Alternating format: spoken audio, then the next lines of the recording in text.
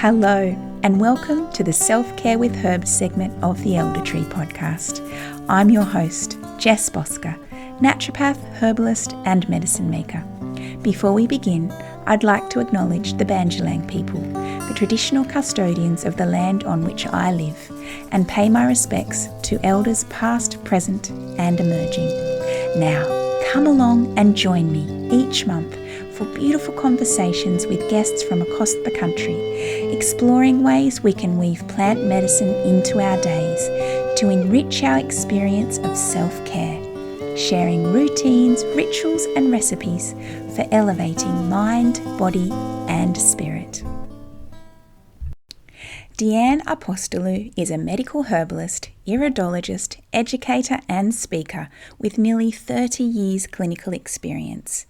Deanne studied a Diploma of Medical Herbalism with Nancy Evelyn, one of Dorothy Hall's first graduates, at the Newcastle College of Herbal Medicine, and completed a graduate certificate and a Bachelor of Medicine Management with professional honours in complementary medicine through the University of Tasmania in 2018. Deanne has a passion for teaching and for the traditions of natural medicine.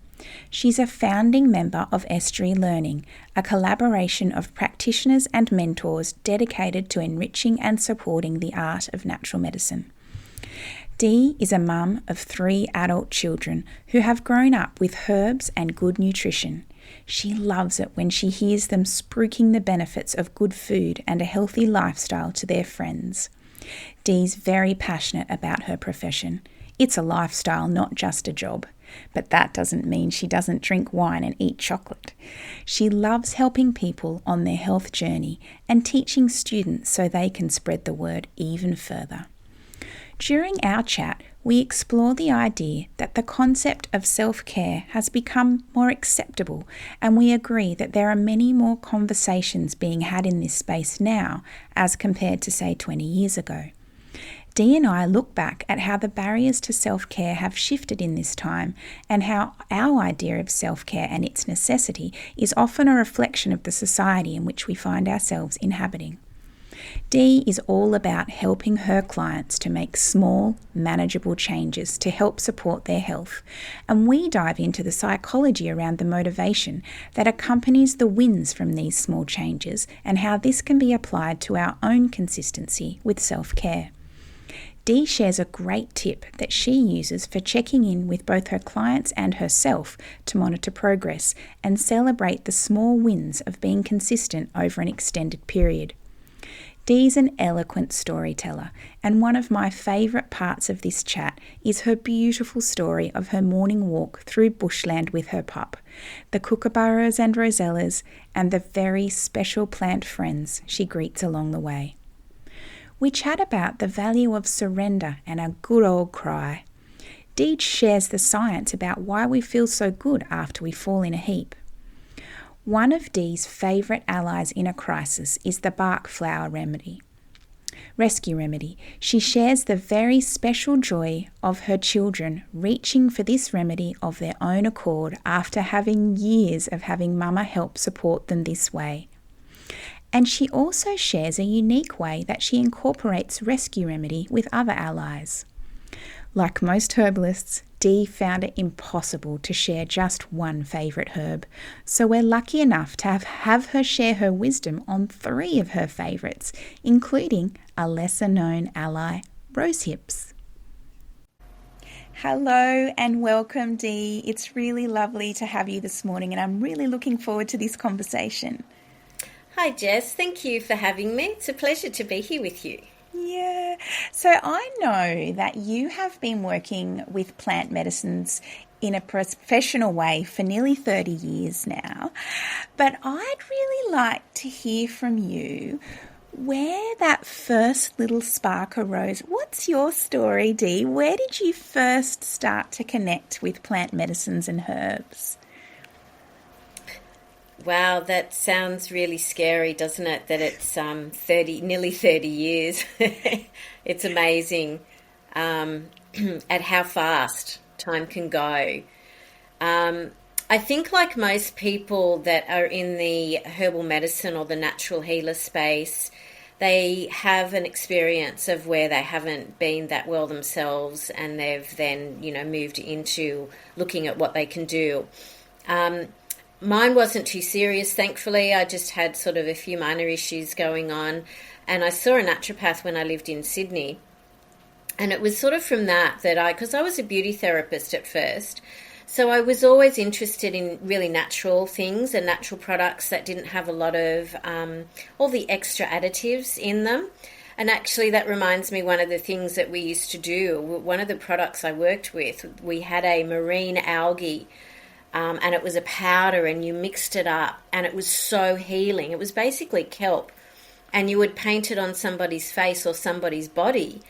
And so that's probably really where it all started from. And it was all gooey and really thick and green, and it stank like seaweed.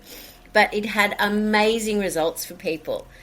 So, yeah, that sort of thing. And then deciding to study naturopathy.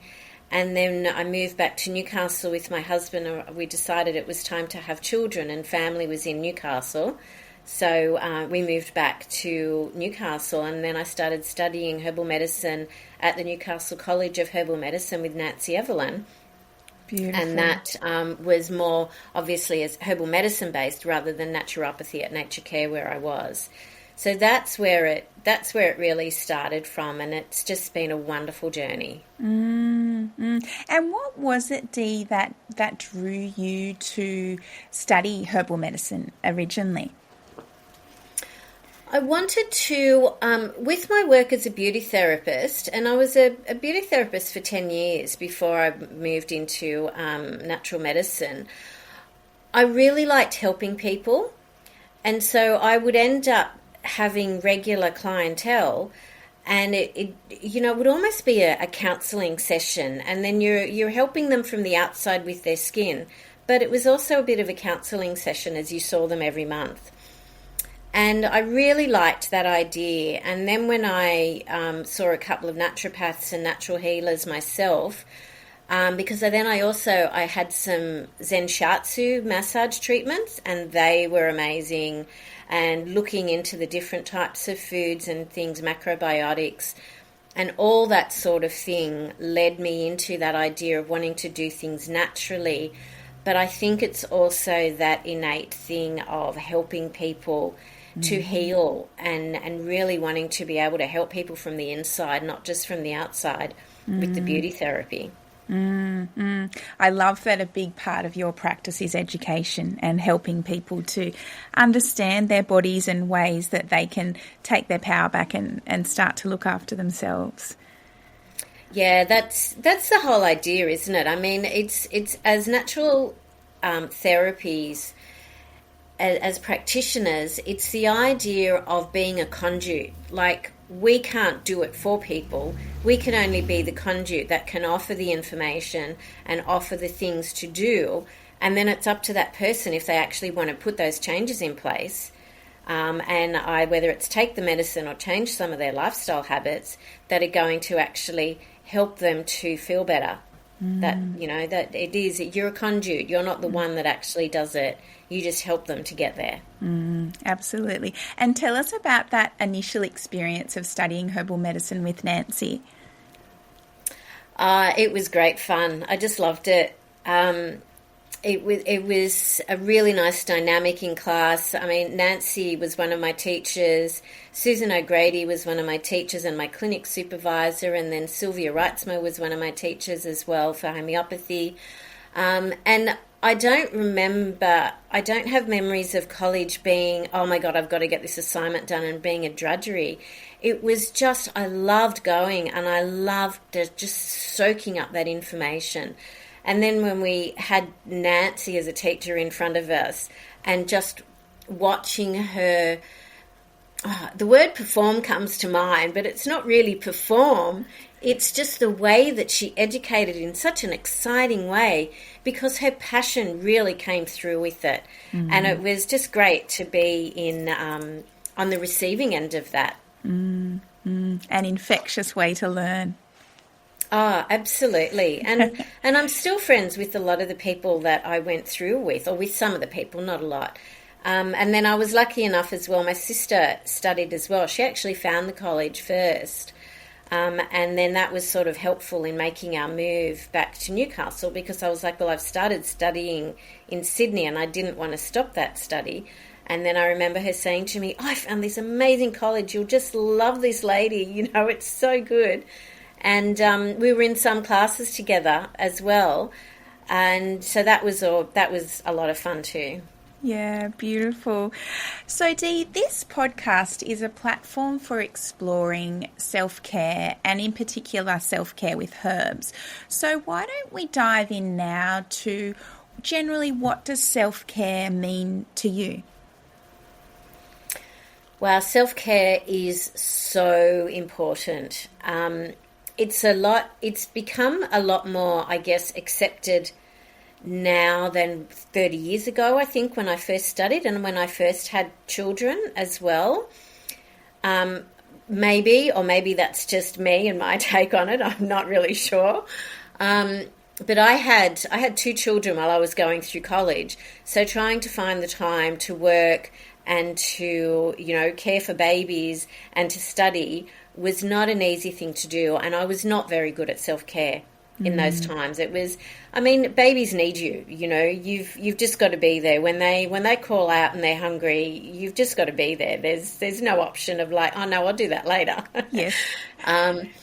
So I was not very good at self-care in those early times, apart from the fact that then I would try to integrate it with the children. So you're going for a walk with the kids. And again, with my sister, we had children around similar times.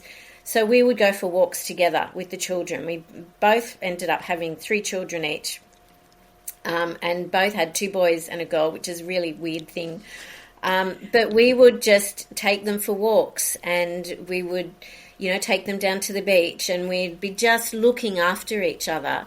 So the self-care, I guess, was that thing of like we'd look after all the children, or even overnighters. Like I'd have the children for a sleepover, all the children, all 6 of them. My God, you think of it now and you think, wow.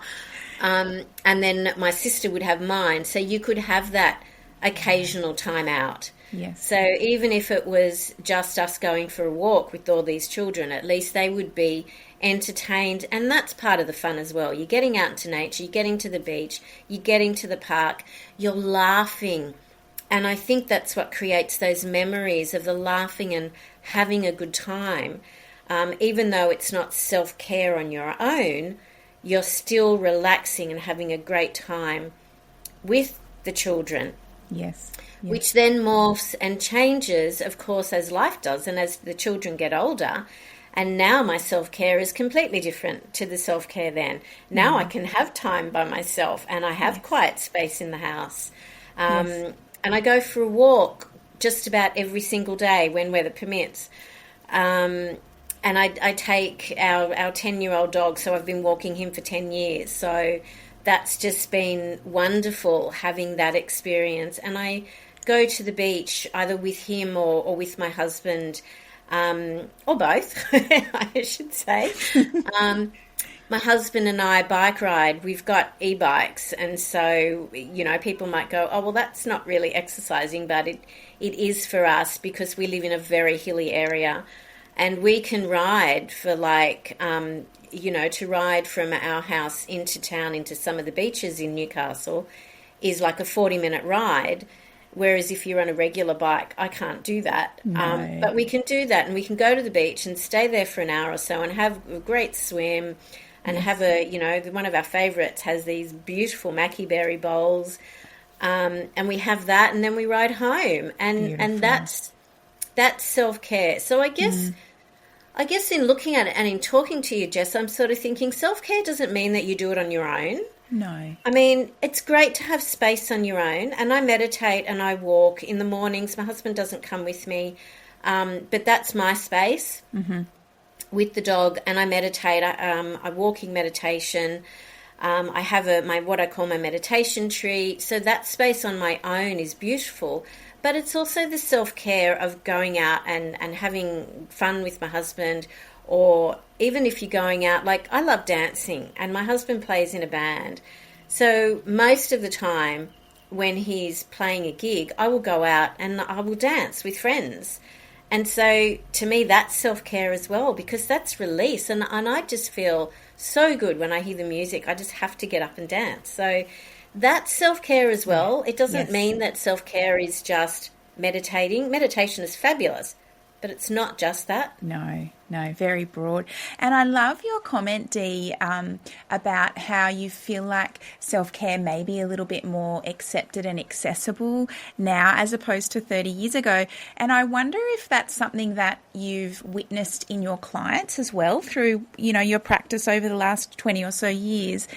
Have you noticed that it's started to become a conversation that's more easily had, or a conversation that's more often had, or that, women or your clients are more open to discussions around this?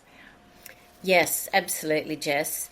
It is more accepted. It's understanding that there's such a big feeling of overwhelm there, that people need some space and need some time out. And that could be because, so two-pronged, because of social media, right? So we're switched on all the time. We've got a lot of people, I try not to do it too much, have the phones on, and you're distracted, and there's just noise happening in your head all the time. But it's also because of social media, it shows you that it's more acceptable and it's a good idea to switch off and to tune out and have some space. And I think the other thing too is that there's a lot more fathers that are more in very heavy hands-on and more involved with the care of their children.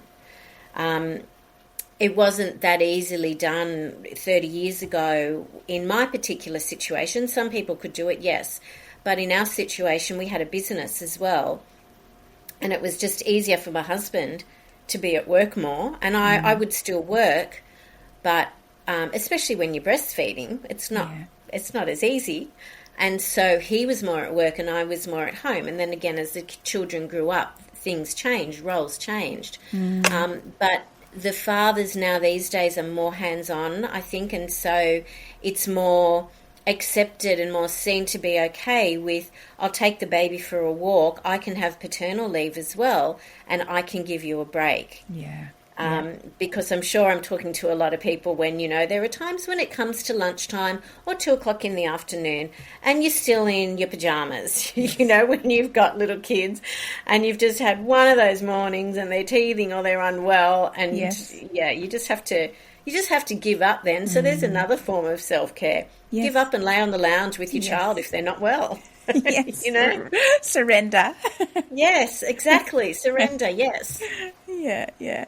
That kind of leads us into my next question, Dee, which is about the barriers to self-care. And, we've just sort of teased out there that, the changes in society have, maybe changed those barriers to self-care. And maybe one of the barriers was, the partner not being able to be as hands-on, whereas, situations have changed now and that's not as often the case. So, that's one of the barriers. Have you noticed any other barriers to yourself investing in self-care, or how those barriers have changed over time? I think a lot of the barriers are in our own minds. Yeah. And we think, I don't have time to do this and I don't have time to do that.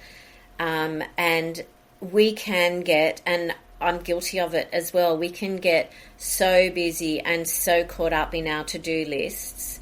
And we want to do so much. That's what I think I find, is I want to do everything and I think I can, but I have to at some point go, no, that's not going to work for me right now, and I just have to do that later. So a lot of the barriers can be in our own minds, that we don't think we have enough time. But then I will, in a nice way, say to some of my patients and to myself, is like, put the phone down. Don't waste half an hour on your phone. You could be out walking. Yes. And so what I will say to people is like, look, if you're worried about too much, you don't have enough time to exercise in the morning, just go out the front door, walk 10 minutes one way and walk 10 minutes back. Yes. And that's 20 minutes, and that's a 20-minute walk, hopefully, in sunshine, good weather. You're outside, and it actually doesn't take that long. And then No. slowly you'll work a little bit further. You'll Yes. walk, sorry, a little bit further. Yes. And that can then help overcome our own barriers in our own heads. It's about adjusting priorities, isn't it?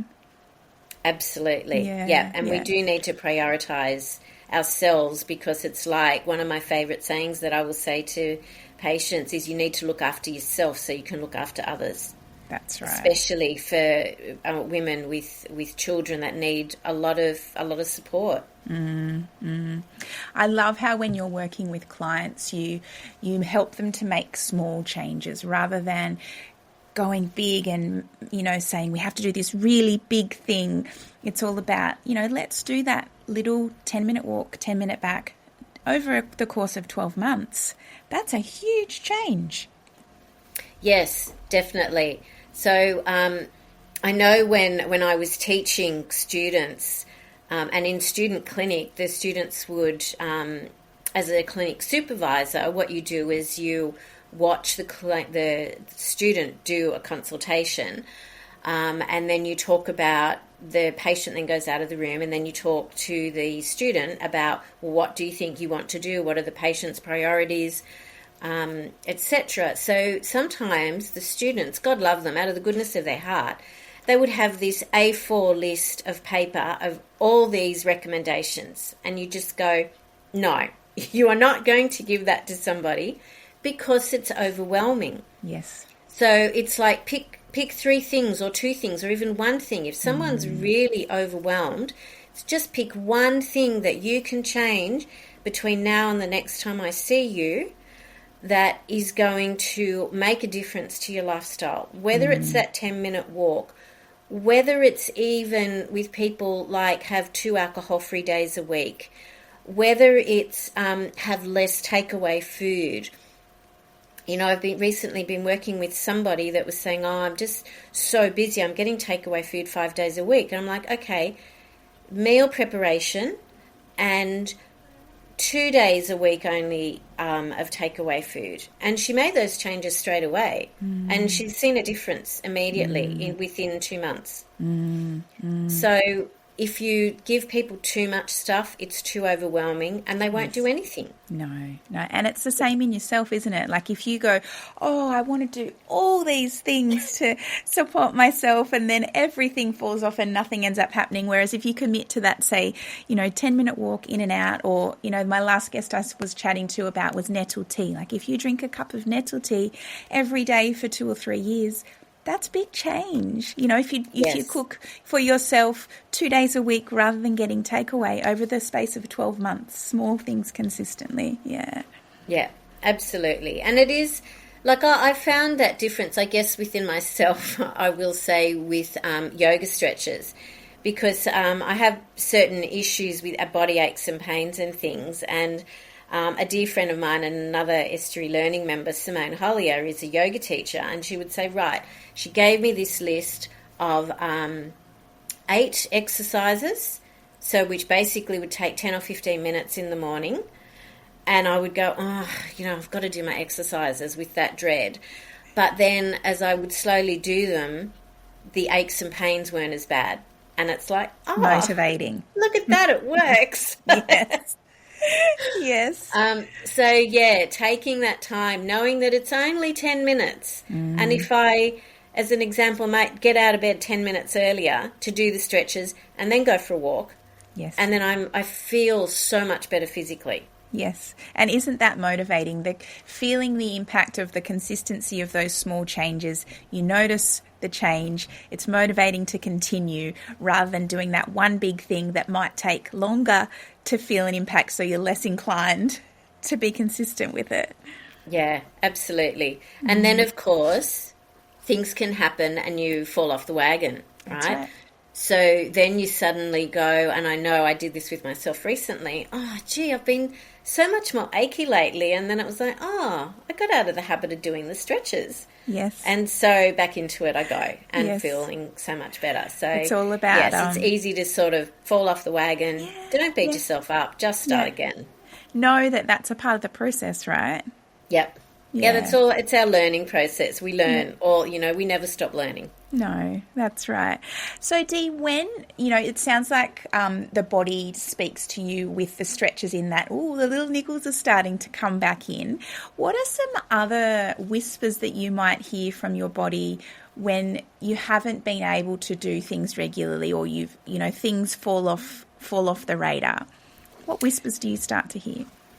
I guess for me, the body aches and pains is probably the biggest indicator of when I'm not sleeping enough, of when I'm not eating.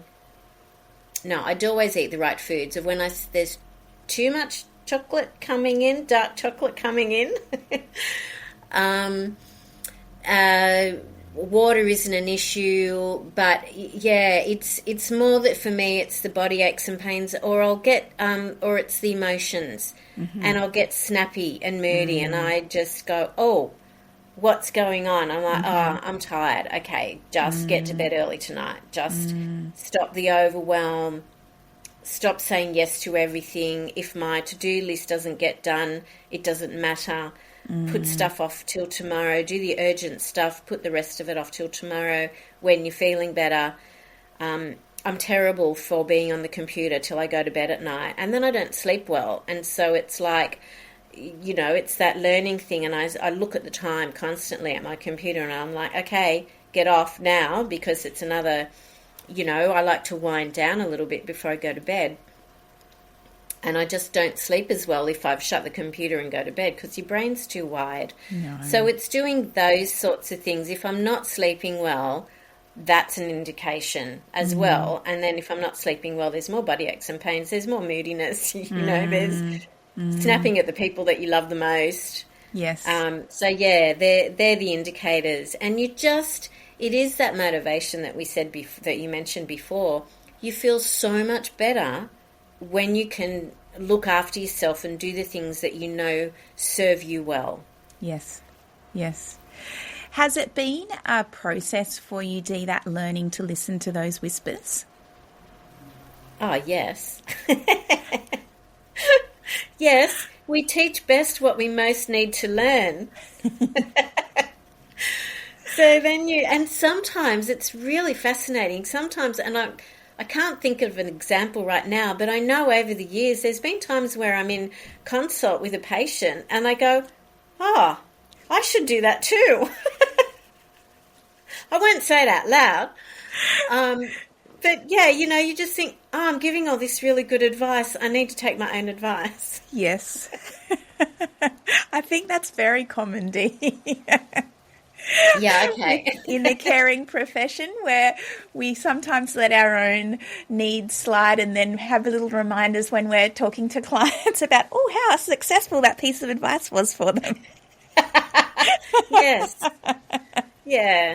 And which I'll do with clients, but I also sort of do it with myself sometimes as well, is I don't so much write a journal, but I'll write notes in my phone about how I feel or what's going on and things like that. And when you look back at those notes, so it's almost like the same thing of when you're looking back at your patient history. And sometimes then you say back to them, oh, well, do you remember when you first came to see me, how you felt? If you're saying, oh, things aren't doing really well, you've improved so much. So having that realization for ourselves is really important. Yes. Whether it's yes, journaling is fabulous, but I just don't do it. And again, that's probably one of the things that if I did, I would go, wow, why haven't I done this for years? But you look back and you try to remember of how you were, and then you need to give yourself a pat on the back. Yes. And go, gee, you actually have come a long way. Yeah. So keep going. Those little incremental day-to-day changes all add up. And when we look back, it's like, wow, I have actually come a long way. Yes. And congratulating yourself for what you've done, and for how far you've come and where you've been and what's gone on in your life and what you've managed the hurdles that you've overcome. Because, life is not a smooth sailing trip all the way through, No. As we all know. So it is congratulating yourself on where you are and what you've overcome and what you've had to deal with, because they're all the lessons in life, aren't they? They make us who we are.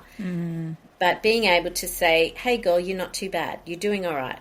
Yeah, I think that's hugely motivating too, Dee. Like, both of those things, celebrating the small wins and going, hey, like, look, this has actually changed. You weren't sleeping, and now you're sleeping for, consistently for this many days throughout the week.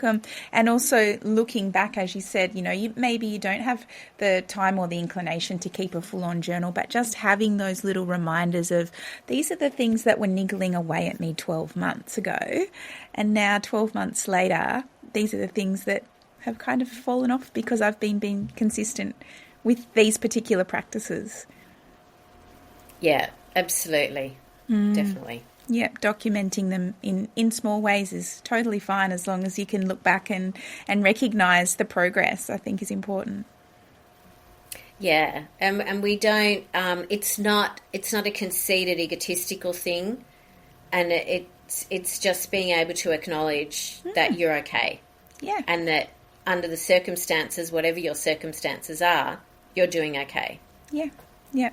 Absolutely. And it's also the other reminder that I remind my patients and myself is that it's only a moment and this too shall pass. Yeah. This moment that you're in is not going to last forever. Like when they're not good moments, when they're great moments, you want them to last forever. Yes. But when they're not good moments, it's like, okay, one foot in front of the other, just get through, you'll be okay. Yes. It's like, what was it in Dory, in Nemo? Yes, just keep swimming, just keep swimming. Yeah. Helping them to see the light at the end of the tunnel. Yes. Yeah, yeah. Now, we've spoken a little bit about ways that you connect with plants, and it sounds like your walks in nature are a really beautiful way of doing that. And you mentioned that you have a meditation tree. Yes, I love. I'm very lucky to live in an area with a couple of easements and not easements, corridors of beautiful bush corridors, because even though I'm in the middle of Newcastle, we've sort of got, where we live, we've got bush on either side of our house. And I love walking through there. There's a creek as well, and there's ducks, and there's a lot of bird life.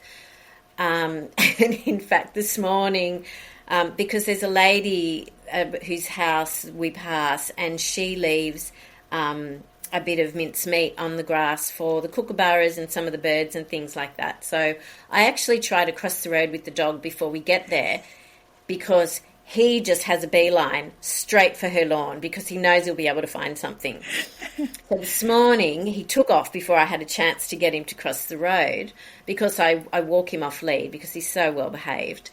And there was this... I'm pretty sure it was a rosella, but I've never heard a rosella screech so much. So it had been on the lawn, and this gorgeous rosella sort of was just on the power lines above him and was screeching at him as if to say, "That's mine, get away." How gorgeous. Oh, it was beautiful. So the wildlife, the bird life in our area is just gorgeous.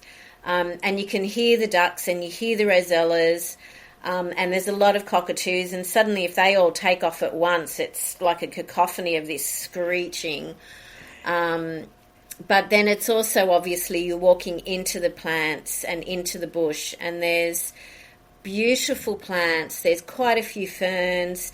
There's a lot of plantain. There's a lot of dandelion. It's just amazing. And, yeah, some of them are beautiful medicinal plants, and some of them are just gorgeous trees and plants of nature in our area. And I will always touch, like I've got certain trees that I'd just love to touch as I go past. Yes. So I guess with me, that's sort of making that connection. And I would be... So there's about 3 trees that I hug. And I just think, oh, well, if any of the neighbours, because some of them are in the bush track, so very few people you bump into coming down there. But some of them, I thought, wow, if there's people's backyards and they're looking at me, they'll be going, oh, there's that crazy tree lady. And when I've sort of mentioned that to my husband, because it was really funny, because, you just do what you do, and he's not there, and you saw something on TV and you're going, oh, tree hugging. And I went, I hug trees every day. Yeah, which was really funny. But yes, so it is having that amazing connection. You can't explain it. You can't explain it. You can't talk about exactly what it is, but there's just that energetic connection with nature that is just awesome. Mm-hmm. And something else that I sort of want to share along those lines. So yes, I have my meditation tree, and I stand there, and the dog knows, and he just stands there and waits for me. But it might only be a few minutes. I'm not there for very long, but my back's against the tree and I'm just feeling the warmth. And then I turn around and I thank the tree for its support and things. But when a couple of years ago, when things were getting very, very stressful in my life, a friend of mine said to me, when you do your walk, with all the people that you're carrying, why don't you give them a tree? And there were 3 people, and I gave them each their own tree. So I could then, it was the idea of, I'm giving you this tree and I'm putting you here, and I don't have to carry you. I will nurture you and I will look after you, but I don't have to carry you. Because I used to have I still have some issues, but a lot of issues with my shoulders and my neck. It's like that, the overwhelm, you're carrying the world on your shoulders. Yes. And I gave these 3 people the trees, and I would still go and hug those trees, but they were their trees, and I could literally take their load off me, and the trees were holding them for me. And I just found that really helpful, and I have imparted that advice. That was a practitioner friend of mine that recommended that, and I have imparted that advice to so many patients as well. And it's just like, you don't have to energetically carry everybody. You can support them, and just by giving them a tree or another place doesn't mean that you're not supporting them, but it means you're not carrying them, and you're not doing that to your own detriment. Yes. Which comes back to the look after you so you can look after everyone else. I love that, Dee. Giving yourself permission to take that load off while still feeling connected and checking in every day. Yeah, absolutely. Because they're people you love and you care about, and you want to help them. But you don't have to carry that burden all the time, and you don't have to carry it yourself. That's beautiful. So when you are able to connect into those beautiful rituals and routines that anchor your days, what sort of benefits do you start to see in your mind, body, spirit? It makes such a difference. I literally feel taller and I walk lighter. Yes. And you just are more resilient, and you can cope with more. When things don't go your way, or when little adversities happen, it's okay. Yes. So it is about that resilience and how you can cope. And it's like, oh, okay, stuff happens. All right, let's just keep going. Next. So not taking it on personally when stuff happens, because, even things like road rage for some people, like, okay, someone cut you off, so, it's not the end of the world. Yeah. But it just helps to stop that anger reaction. And that, I guess that's another thing, and which I did say about emotional, you'll snap at people if you haven't done that, if you're not feeling your best. If I snap and get angry, it's like, where's that coming from? Why is that going on? But that meditation and the walking and the swimming a lot as well. In summer, I just love to swim. And it's that diving into the ocean and letting things wash away. That just makes me feel a lot lighter. And you can just cope with things much easier. Yeah, it's stepping out of that real sense of overwhelm and being easily triggered. And as you said, that's resilience, isn't it? That's having that ability to kind of weave and dive and flow over the bumps rather than throwing your hands up in the air. That's right, yeah. Either throwing your hands up on the air or crumbling on the floor. Yeah. Or So which responding in leads, anger. yes, yeah. As you said. But that sort of also then leads me to the other thing which we spoke about. It's that surrender and that allowing from past experience that I've had like many years ago. It's like, and some people are too scared to say let tears flow, because that's another thing that can be really good for self-care. Just let yourself cry. Yes. They've actually done, your scientific studies and stuff like that, that crying releases dopamine. So that's where the have a good cry, comes from. It's like it's an it will actually make you feel better. Yeah.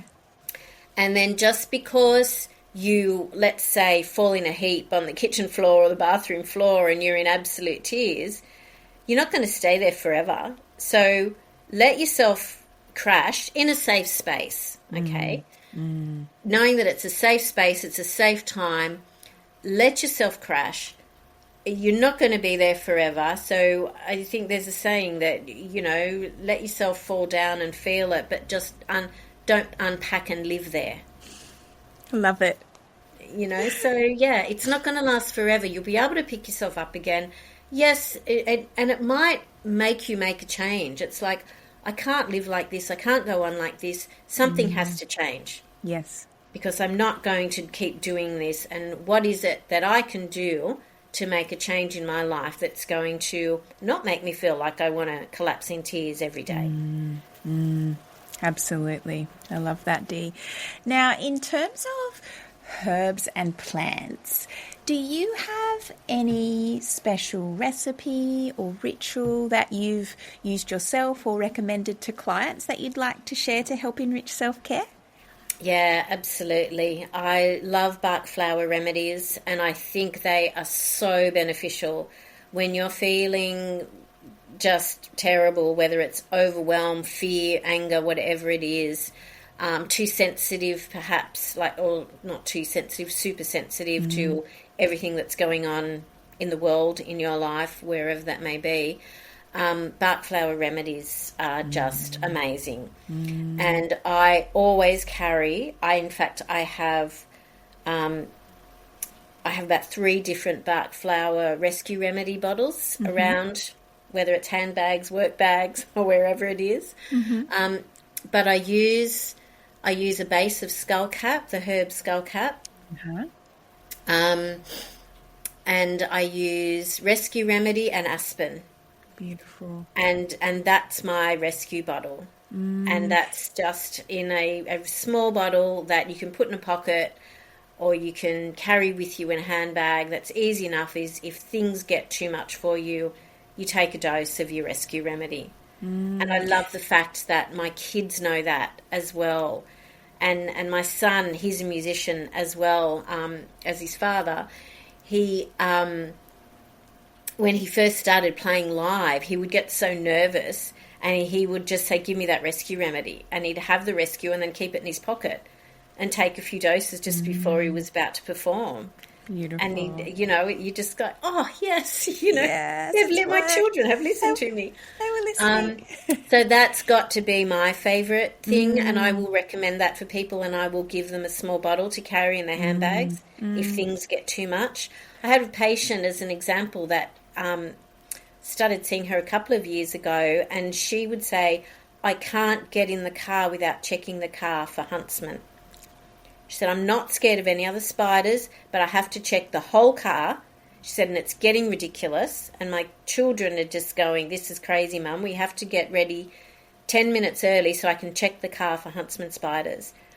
And so she would have a dose of this particular blend of rescue remedy, which was the skullcap and the rescue and the aspen and the mimulus, I think I put in her mix, for a known fear. And she would do that before she got in the car, and now she doesn't have to do that anymore.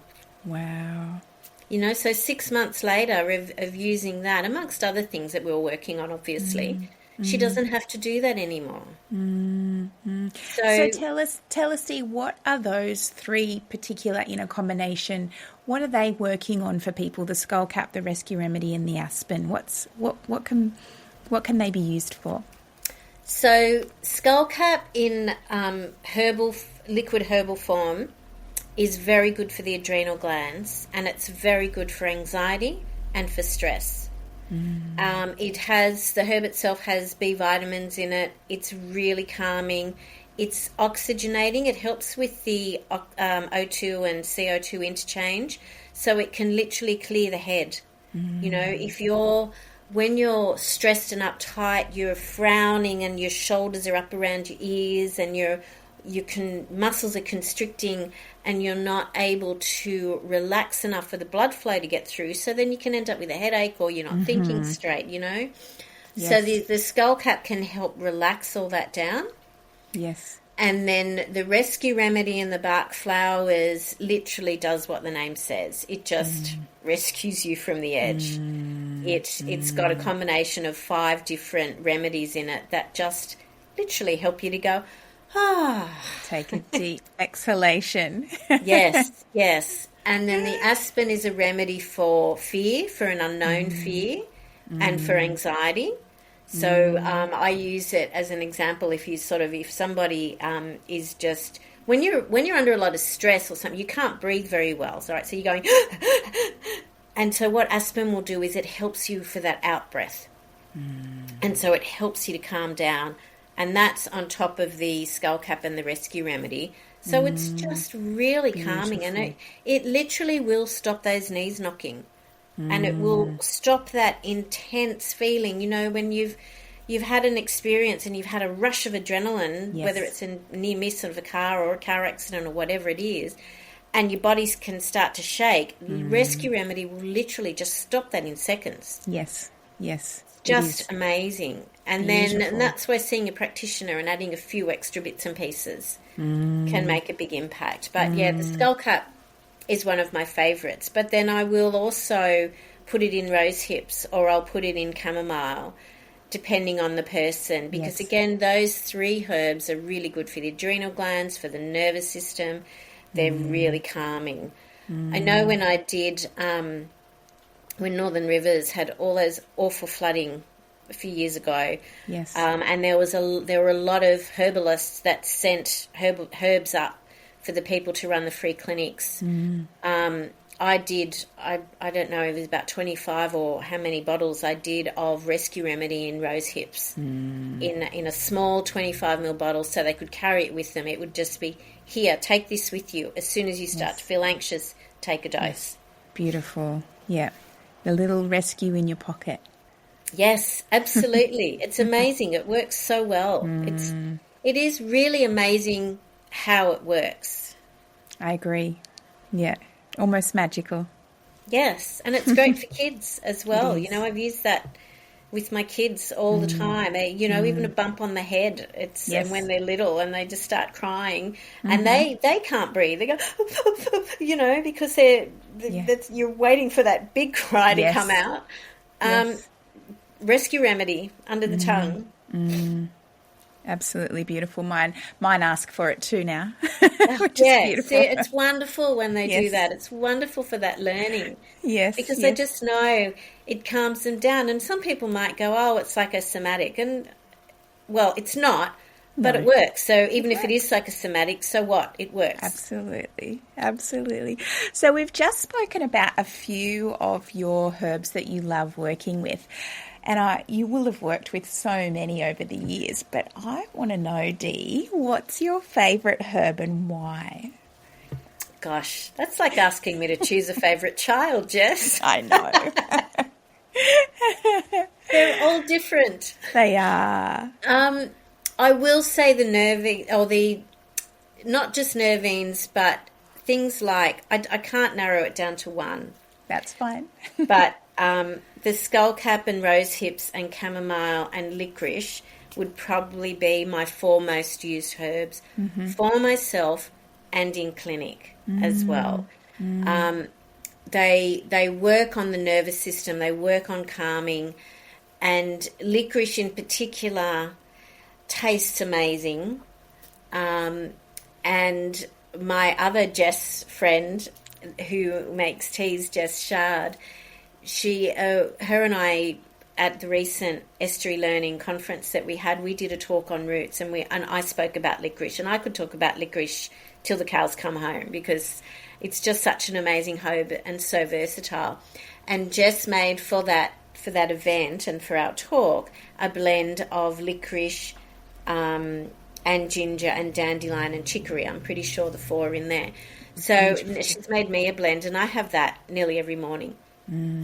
Licorice is so versatile in the fact that it can really help to balance your cortisol levels.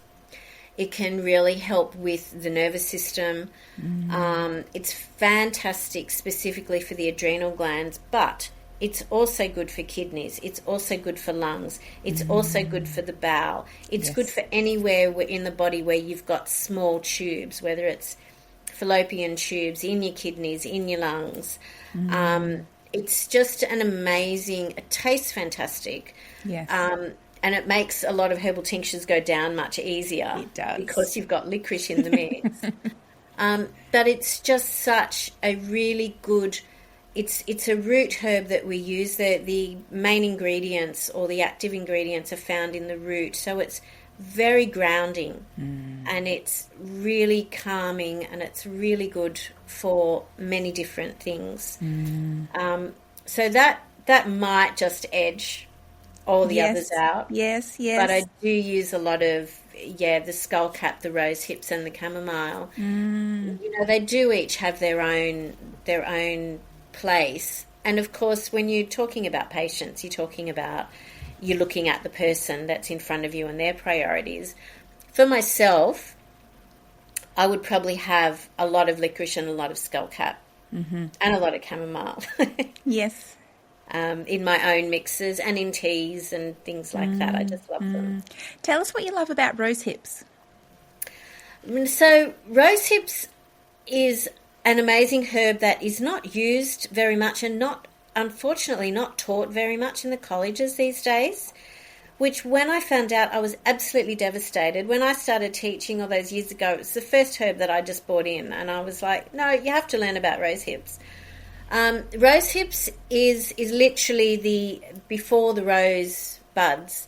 It's called it's called the hip. I don't know. You'd sort of know more than that. It also tastes great. Tastes beautiful in the teas.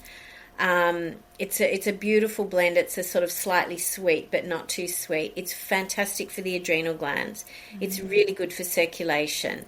It has a lot of bioflavonoids and it's very high in antioxidants, so it's really good for microcirculation. So that can be, at rose hips, you find rose hip oil is in a lot of face oils. People will use it on their face because it's really good for that microcirculation of the face. If people have got a lot of capillaries, it's very beneficial to take the redness down from that as well. It's very healing. There's actually a lot of vitamin C in rose hips, and that's why it's really good for the adrenal glands. So that's also very calming, really good for the nervous system. Being high in vitamin C, it's also good for the immune system. Yes. So that's another herb that is very versatile, that has a lot of really fabulous uses. That is, it's just a warming. I find that almost like it gives you a hug. Rose hips will give you a hug. It's beautiful. It's beautiful. Yeah, I love shining a light on these ones that have fallen by the by. Yeah. It's nice to bring them back. It is nice to bring them back. And it's not an endangered herb. It's very easily found. It's very easily manufactured into a liquid form. I mean, there's so many wonderful herbs that we've got, but they're becoming more endangered. So something like licorice and then even dandelion and rose hips, they're not endangered. No. And they're so good for so many things. Yes. And it's okay to use lots of them. And they're all yummy together in a tea.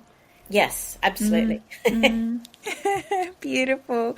Well, thank you so much, Dee. We could chat all day about these beautiful friends of ours, but we're going to wrap it up. I really enjoyed our conversation, and thank you so much for your time. Oh, thanks, Jess. I've really enjoyed it. It's been a lot of fun. Thank you.